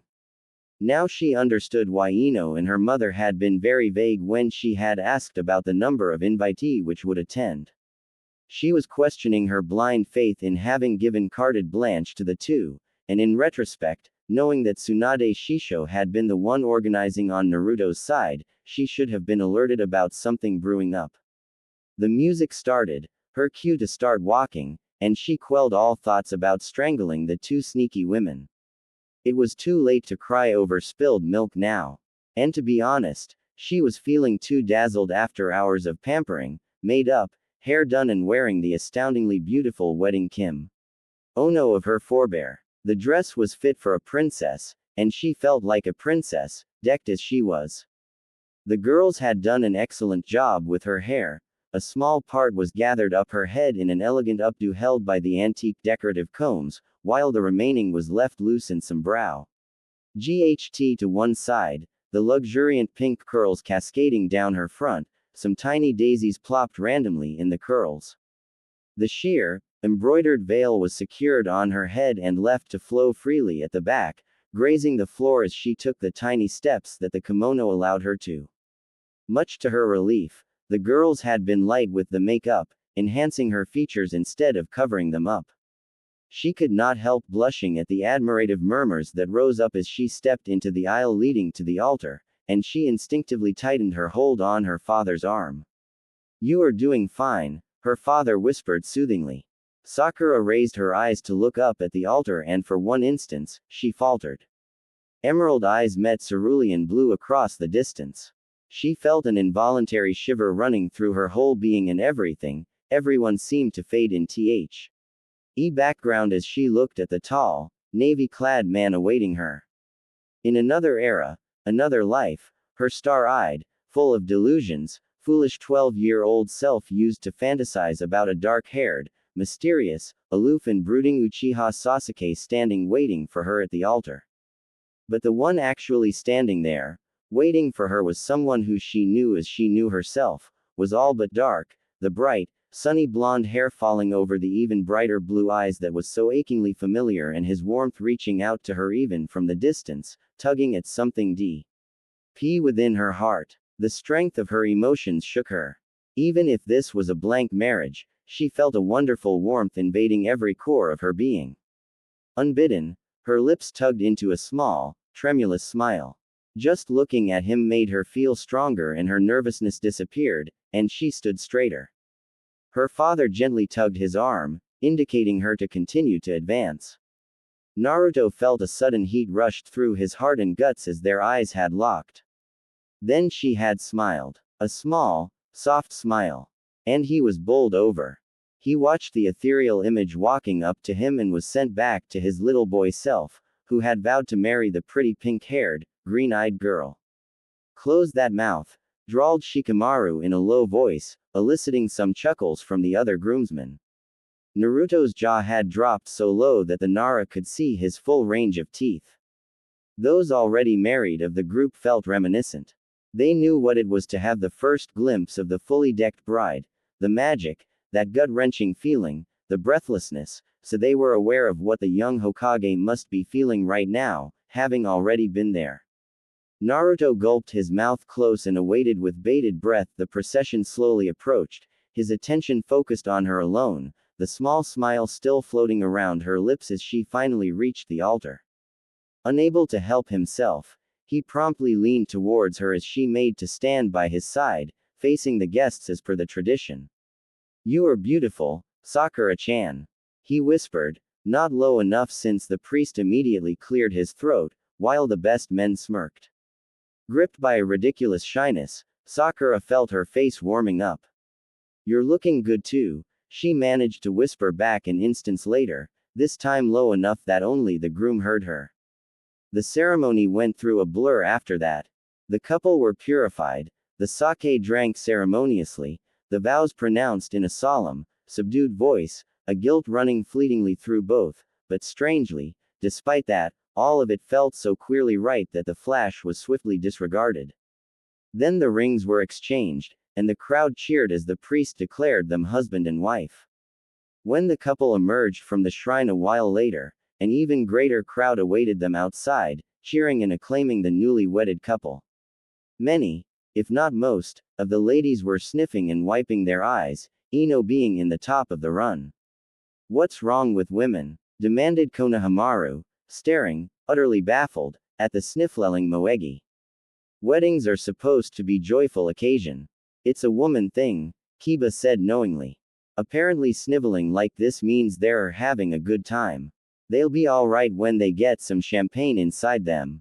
Quote. That earned him a prompt whack on the head by the already hormonal-driven emotional Ino, and a sharp elbow jab from an equally red-eyed Sarah, his fiancée, typical Izunaka fiery temper running through her blood. XXXXX. "Did you know about all this?" Sakura asked Naruto later, at sundown, as they stood, utterly dazed, in the huge white lavishly decorated marquee set up on one of the training grounds for the reception, watching the even bigger crowd than the wedding ceremony having a blast. The newly wedded couple made a breathtaking, striking picture. Naruto stood tall and very handsome in his navy wedding garbs, while Sakura wore the vibrant red uchikake over her wedding gown. The head veil had been removed to uncover her jeweled hair updo. "No idea at all," Naruto chuckled. Tsunade had airily waved aside his concerns about the cost of all this when he had anxiously managed to slide the question earlier on.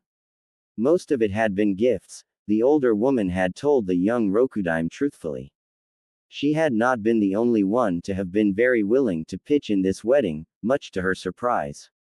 They sure went out of their way. Sakura smiled ruefully, watching her radiant mother, Ino, Shizune and Tsunade busying around, ensuring everything was fine, while all their friends circulated among the guests, taking the role of hosts dedicatedly. Let it not be said that Uzumaki Naruto was family-less, thought the pink-haired girl. Yeah, they did. Shouldn't we feel bad about all this? Sakura asked. Naruto grinned. Nope. Now let's go drink that champagne.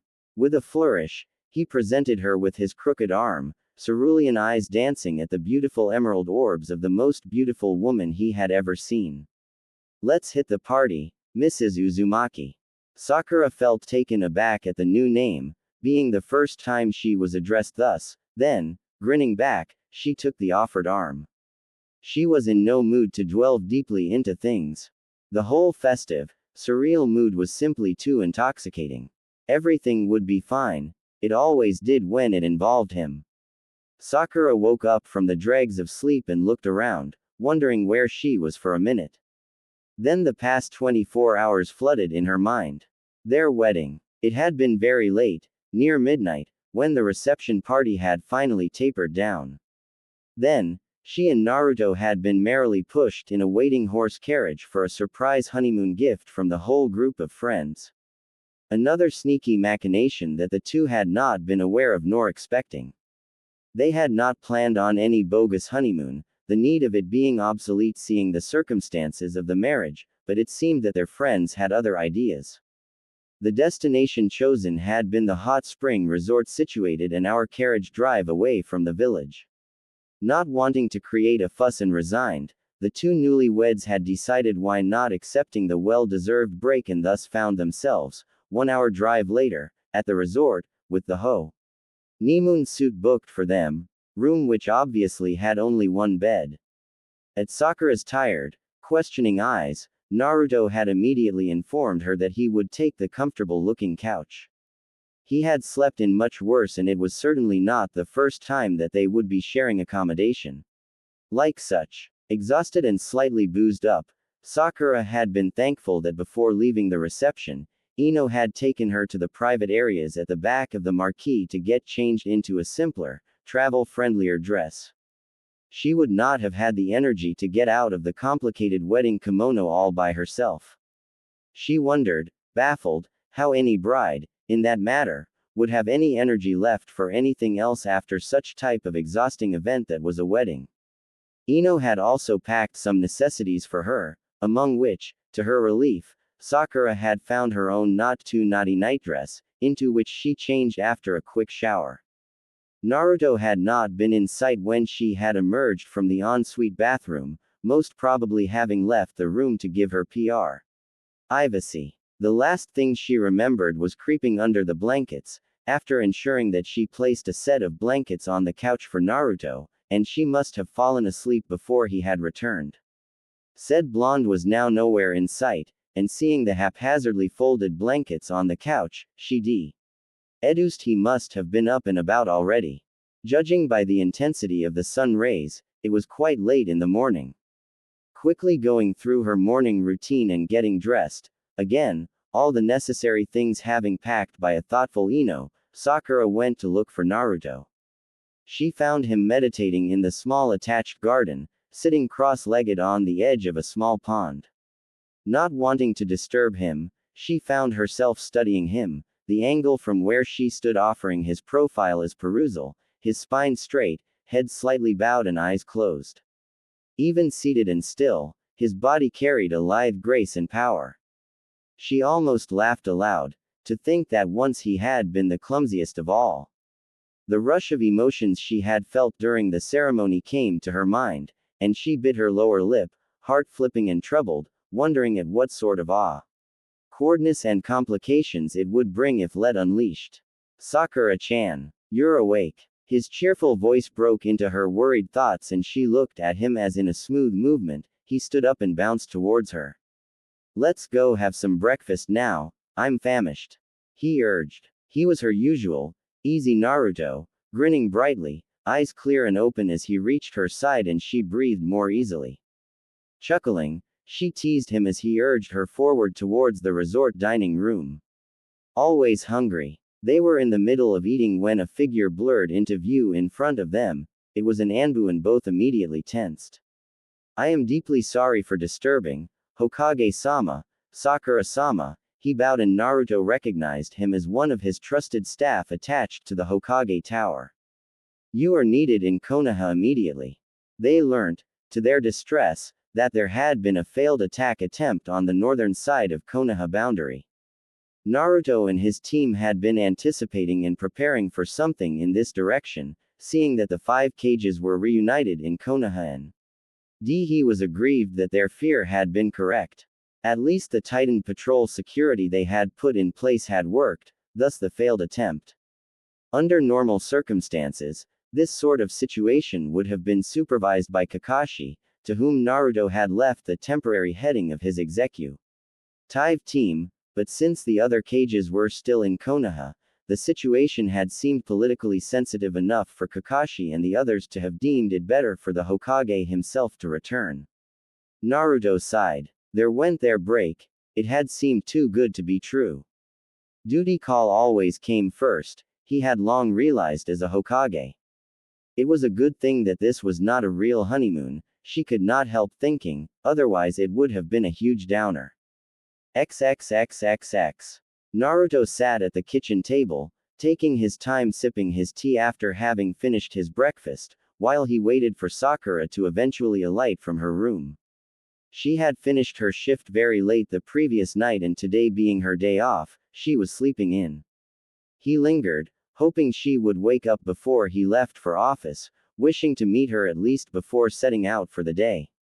It was going to be another cloudy day, he noted, looking through the wide glass bay of the cozy, full-equipped kitchen of the Hokage residence, the morning timid autumn sun ays barely piercing through the clouds. It was hard to believe that it was already 3 weeks since he and Sakura had been married. As he had foreseen, it had been easy to get adjusted to living together, them being so close and used to each other's way for so long. Their cohabitation was going on without a hitch. He would say it was inherently easy, he and Sakura living together. He had been anxious about ensuring that she felt no discomfort and that there was no room for her to complain, so he put his all to make sure that things go as smoothly as possible. They had set some basic ground rules of cohabitation so that there were no hiccups, such as respecting each other's privacy and space bubble when needed, no barging in each other's room without permission. Having a proper time schedule of the use of the single bathroom of the upper floor in the morning, and being that most of the times it was Sakura who woke up earlier, she had the first use until a specific time.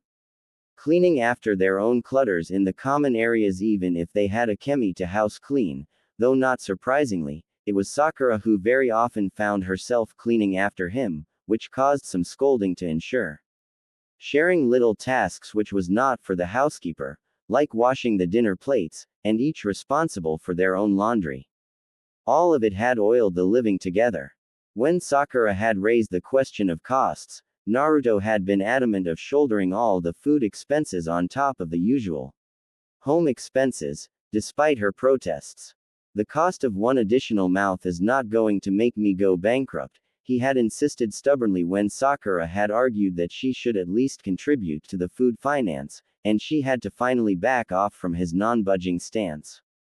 The days following the wedding had smoothly fallen into a pattern, that is, as smoothly as their work schedule permitted them.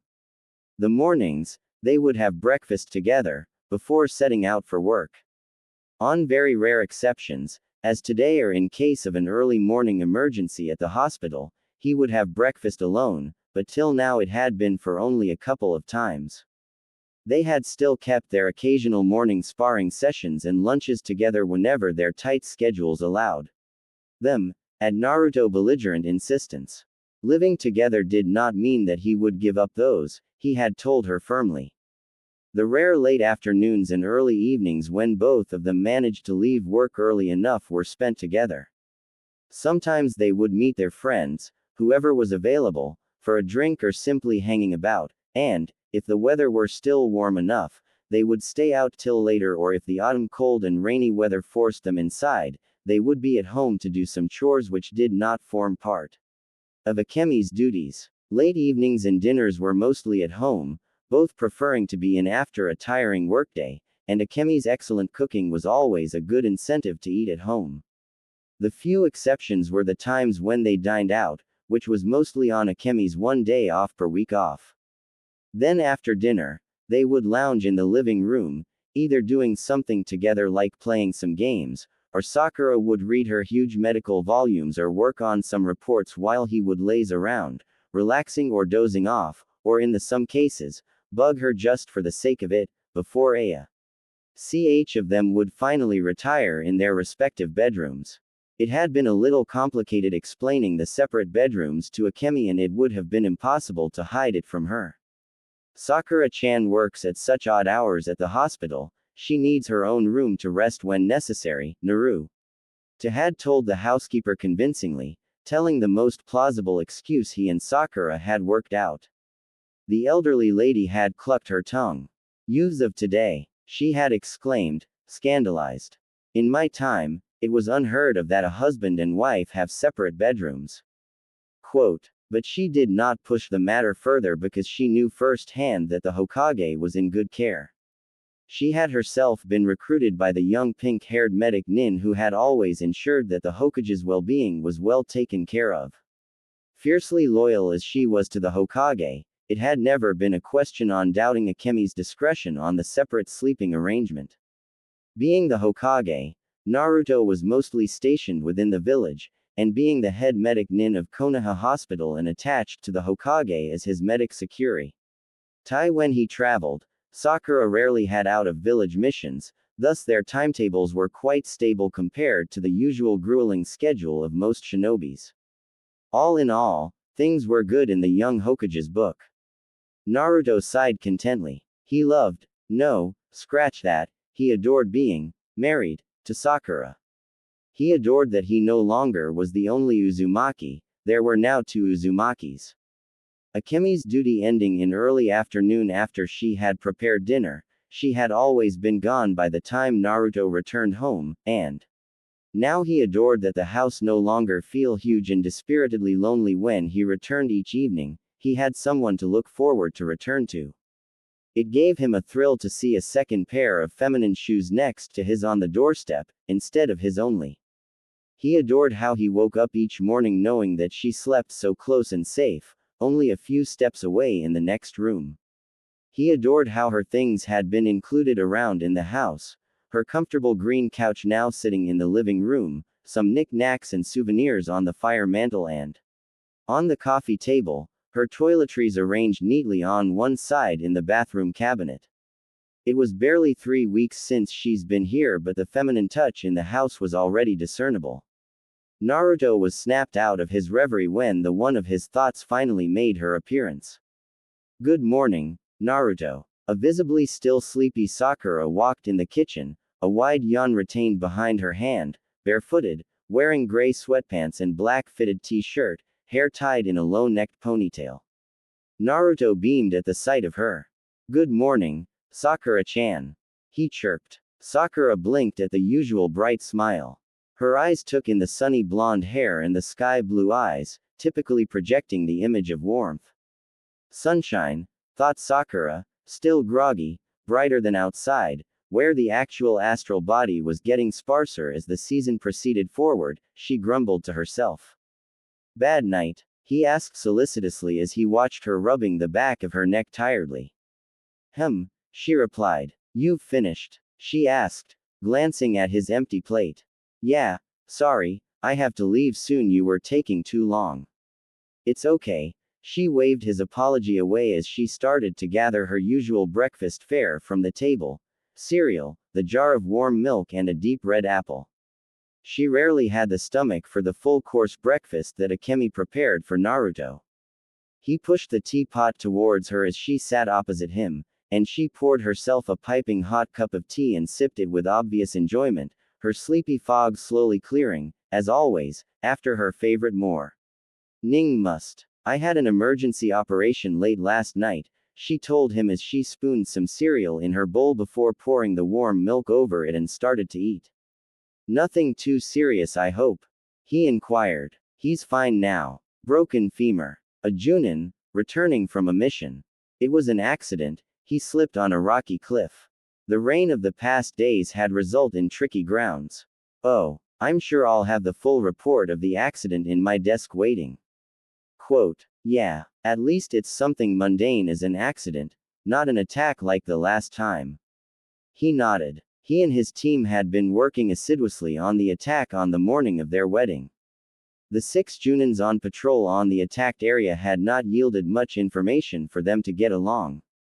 Apart from the info that it had been a group of 4 masked shinobis, who, as soon as they had started to be outforced, had retreated. The Junins had given a chase, but the enemy had disappeared, leaving no trace. What are your plans for the day? He asked. It was her first day off since they had been married. Among other things, I'll have to go to the market. She had finished her cereal and reached for her apple, deftly started to peel the red fruit before cutting it into slices.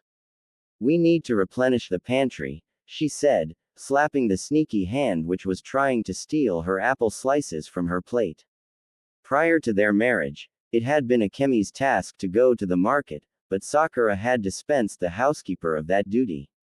She had always enjoyed the mundane activity of browsing through the market whenever her hospital schedule had allowed her, so she preferred to do it herself now. She had not had the time since the 3 weeks she had moved in, so today was the ideal day to see to it. Will you need more money? Naruto asked, and she shook her head, again having to slap the offending hand away from her plate, but this time he managed to get the slice, as usual. He slid another apple towards her, though, and without battling her eyes, she started to peel the second fruit, while he snagged a second slice off her plate. I haven't yet used all from what you gave me, she told him. He had already handed her the home allowance for the month. She was already thinking ahead of her day. She had been thinking of giving Akemi the rest of the day off, meaning that either they would eat out that night or she would cook dinner, more opting for the latter. He waited for her to finish her apple, then stood up, feeling dejected. It was hard to go to work knowing that she would be free the whole day, whereas he would have to be cropped up in an office, the council elders having summoned him for what he knew was to be another lengthy, boring meeting. He picked up his Hokage robe from the back of his chair and shrugged into it. Well, see you later then, he said, and she smiled up at him. See you. XXXXX. Naruto felt utterly bored and itchy to get out of the room as he sit through a meeting with the 2 Konoha elders, listening with only half a mind to the droning discussion about finances and expenditures. Not that he was not concerned about the finances under his ruling, but this particular discussion he had already been gone through before and he was not about to change his mind. He had set a comfortable annual fund for the war orphans of Konoha and nothing the elders would say would change that. It was just his worst luck that when Kaharu Udatane and Homura Mitokado had been forced to retire from the council, they had been replaced with another equally austere and annoying pair of cronies, whose main aim seemed to be to undermine all decisions that the Rokudaime made.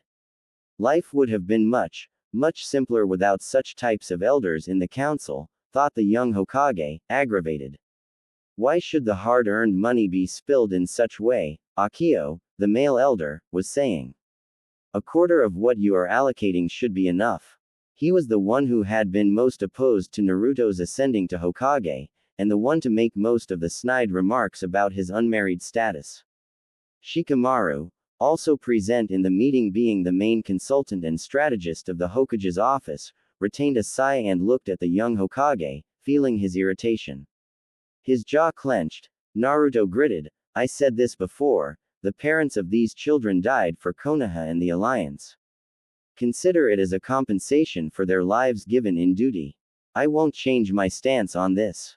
Our accountant assures us that the figure is workable, so he suddenly stopped in mid-sentence and froze, blue eyes suddenly taking a blank and faraway look.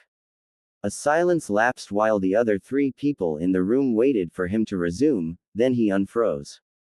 He suddenly stood up. I need to leave, he announced without preamble, to the surprise of his strategist and indignation of the pair of elders. What? The two old council members were clearly affronted at such a blatant disrespect from the Rokudaime. Naruto smirked, unaffected by their angry spluttered protests and was already moving away. I think we are long done here, he threw over his shoulder. I have some important, domestic duties to carry out at the market. See you later, Shikamaru. He winked saucily at the couple who had been the hardcore in pushing him in a corner about his marital status, then in a blink, was off, leaving them in their outraged astonishment and own angry blundering. G.S. Shikamaru stared at already retreating back of the blonde in exasperation, feeling a headache mounting. By the time the two elders had come to their feet, the young Hokage was long gone. It was not as if they could follow him as well, since the blonde had went through the window. Shikamaru sighed. Trust the Rokudaime to use the window as gateway. Market. Huh. The Nara sighed again. Judging by the telltale frozen, far away look Naruto had just before deciding to scamper off, Shikamaru deduced that a clone must have been dispelled somewhere, releasing its gathered information. Most probably a spying clone. He further deduced that the Hokage's wife must be going to the market today. The Nara decided to be indulgent for once. He knew what it was to be newly married and wanting to spend all the time with one's other half. When he turned his head away from the window to look back into the room, he found himself at the receiving end of two pairs of furious eyes. Why was it that with the Rokudaime, he found himself too often left with the damage control? Thought the Nara in utter exasperation. XXXXX. Glad that the sun had finally, timidly come out, Sakura felt cheerful as she made her way towards the market, a big hamper bag dangling from her hand. She nearly reached her destination when she was halted by the sudden figure landing lithely beside her. Maroon Hokage robes billowing about, spiky blonde hair falling over blue eyes. Naruto. She looked at him, startled. Sakura-chan. Nice weather for shopping, huh? Naruto grinned down at her, promptly taking her big hamper bag and nudging her to continue walking, his intentions clear. Sakura quirked an eyebrow at him. Don't you have more important things to do in the office?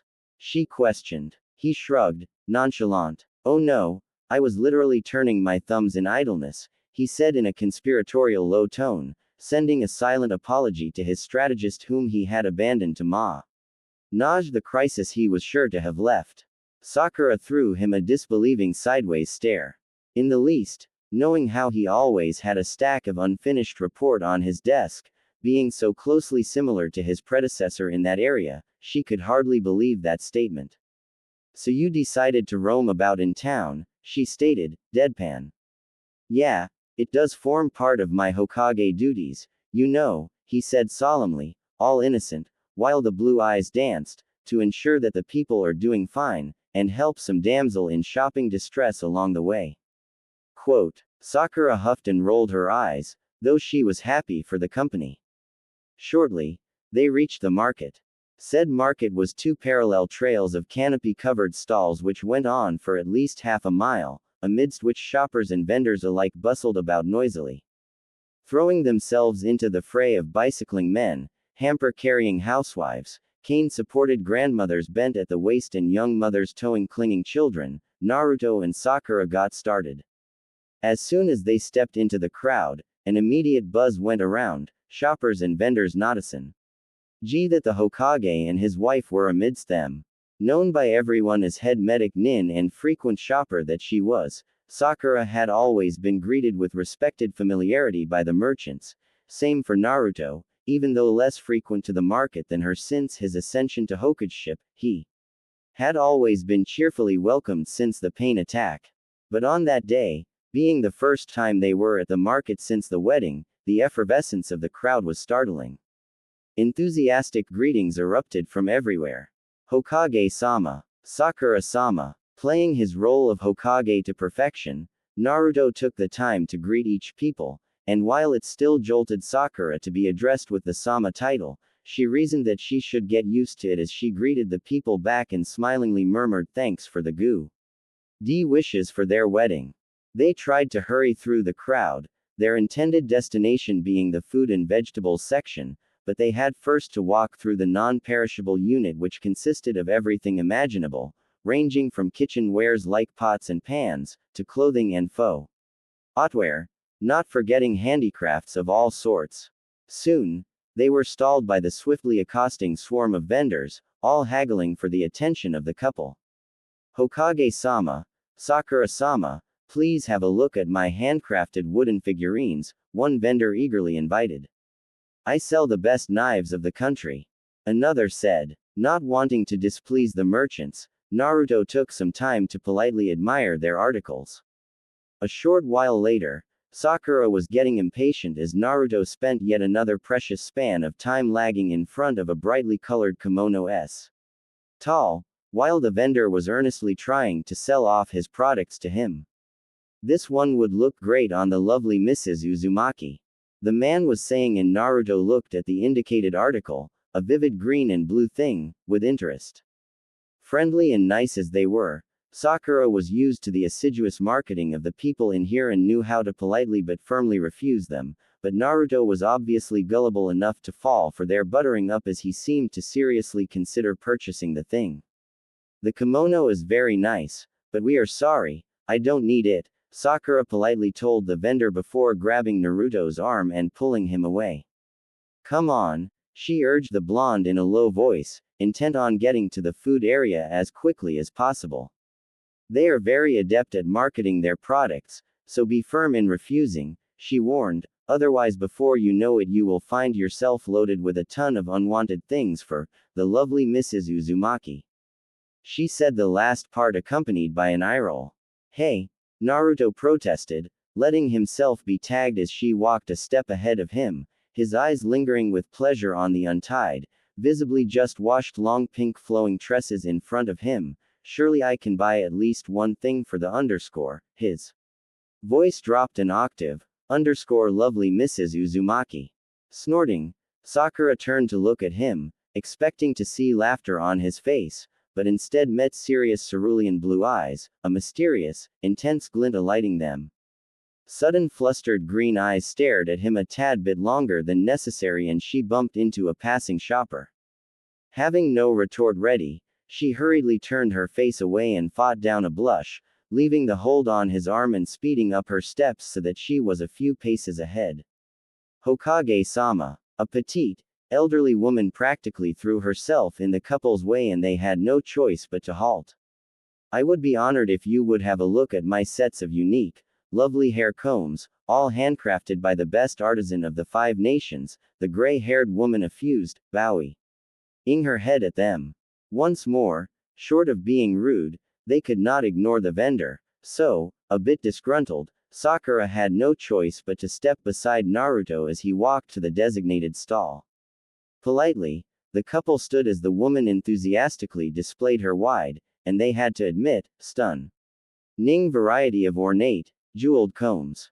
Naruto's attention was immediately drawn to silver one, mounted with two jade green leaves and a pink sakura flower at the center, some pearls randomly scattered around the setting.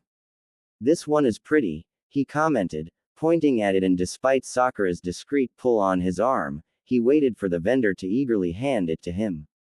Yes. The colors would perfectly suit the beautiful Mrs. Uzumaki. The old woman immediately beamed. Naruto grinned. Yes. It will definitely suit the beautiful Mrs. Uzumaki. His voice was warm with an undercurrent of laughter, blue eyes dancing at the reddening said person. I'll take it, he told the happy vendor, and ignoring Sakura's whispered protests. Delighted at having been able to persuade the young Hokage to a purchase and seeing the way his beautiful wife was blushing, the old woman decided to be more forward. Here, why don't you put it your wife's hair yourself, Hokage-sama? She proposed, eager for some romantic excitement to break their everyday routine. Before a nonplussed Naruto or the confounded Sakura could place a word, a couple of voices had joined in. Yes, please do, Hokage-sama. It is said to bring good omen to a couple. A standing by woman pressed, immediately backed by a few others. By then, a small assembly of shoppers and vendors had gathered around, eager to watch the handsome Hokage getting a comb for his lovely wife. Naruto looked at a pink-faced Sakura, eyes questioning. Knowing they did not have much a gateway out of this unless disappointing some romantic housewives, who, in their own way, were only showing their support and affection for the Hokage, Sakura nodded and wordlessly presented him with the side of her head. Naruto shifted closer and rather clumsily, the strongest shinobi he may be but adept hairstylist he was not, gathered a thick strand of luscious, soft pink hair, as per the direction of the expert vendor and under rapt attention of their small gushing audience, his fingers brushing her temple as he did so. Like this? He asked the vendor as he twisted the pink strand up, the sweet fruity scent of Sakura's shampoo waffling to his nose. The petite vendor nodded in satisfied approval. The graze of his fingers against her temple and scalp as he manipulated her hair caused her senses to sharpen more than necessary, and Sakura stood mouse still while he topped her, so close, by his nearly 1 foot in height difference, and he finally gently plopped the comb in place. There, it's done. He did not step back immediately, and a happy sigh rose from the small gathering. You make a beautiful couple. And isn't she lovely? Exclaimed the happy vendor. Naruto nodded, grinning. That, she is, he agreed wholeheartedly. Deciding that she had turned red enough for the day, Sakura quickly stepped away. Thanking the old woman, she turned to resume her trek towards the food and vegetables area while the small gathering dispersed. No more unnecessary stops now, she warned the still grinning blonde above her shoulder, a little more belligerently than she would have liked, as he followed her. A while later, though, Naruto stood practically drooling in front of a stand loaded with all ingredients needed for ramen, from the large variety of fresh noodles to the large assortments of trims that usually go with a ramen recipe. Sakura sighed exasperatedly. I said no more unnecessary stops, she reminded him. The hamper bag was already full with their shopping of the day, a wide assortment fresh greens, vegetables, and fruits, onions, rice, miso, pickled daikon, mushrooms, ginger, eggs, fresh fish, some meat. They were done and it was time to head out for home now. Sakura-chan, ramen, Naruto beseeched. Nope. She was not going to cook ramen for dinner. She already had her dose, 2 times since the beginning of the week, of ramen at Ichiraku to want to have the thing again for dinner tonight. Please. His stomach chose that instant to emit a loud growl and she stared at him. I'm hungry, he said defensively. Dinner is at least 2 hours away. You can prepare a pre-dinner meal. Sakura glared at him wordlessly. Look, everything's here. It's just a question of mixing all of them in a pot. Quote, As if it's as simple as that, baka. And you know I'm not so good at cooking ramen. Your ramen is always very delicious, Sakura-chan, Naruto lied manfully.